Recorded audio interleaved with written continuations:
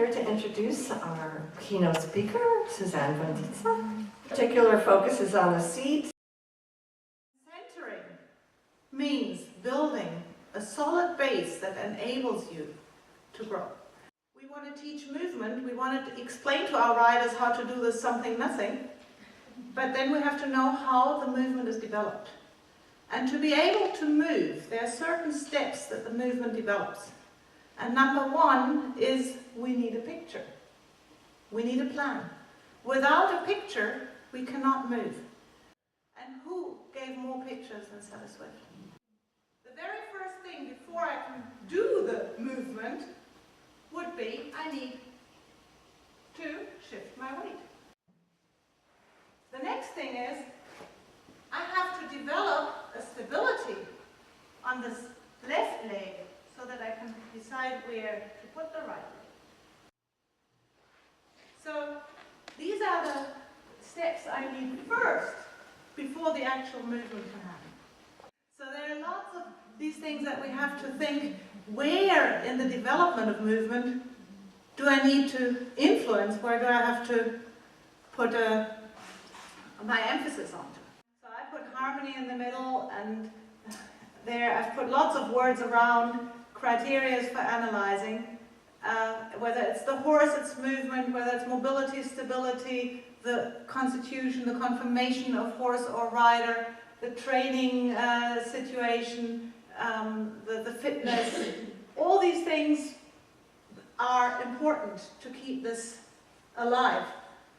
So it is important that the physical training will help to improve you, but it should keep you in your own physical abilities. But you need to look at riders and see where are their highlights. What is easy for them? Why is one thing easy for one rider and difficult for another rider? I have built 3 basic columns that all my teaching, all my instructing is built around.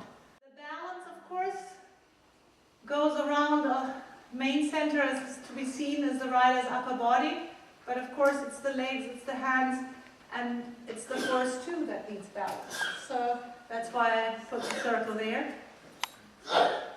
The next big circle for me is rhythm.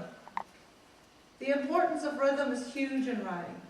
You cannot learn riding on a standing still horse.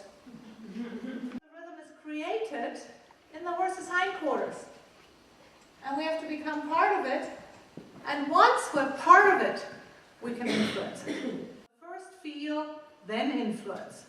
I know so many riders who have never felt, but already want to influence. And the third one is suppleness, which I prefer even to say, I call it positive tension.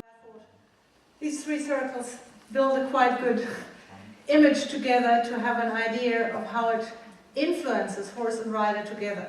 You can't only look at a rider, you can't only look at a horse. You have to see how these things come together.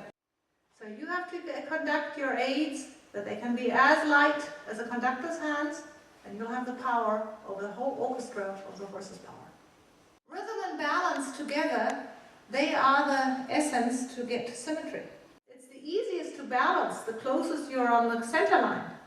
But if someone can't get there, it's more important that he's balanced than that he's stiff holding and looking centered, and he's not centered.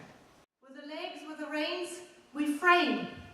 And then our weight is the finger on top, and the horse will feel where to go. Yeah? That's what connection is. But without improving the pelvis position, we will not improve the posture.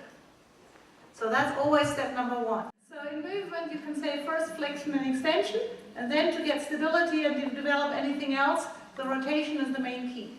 So this is really important that we connect to this feeling, that we get this feeling when it's good, and we can trust that feeling.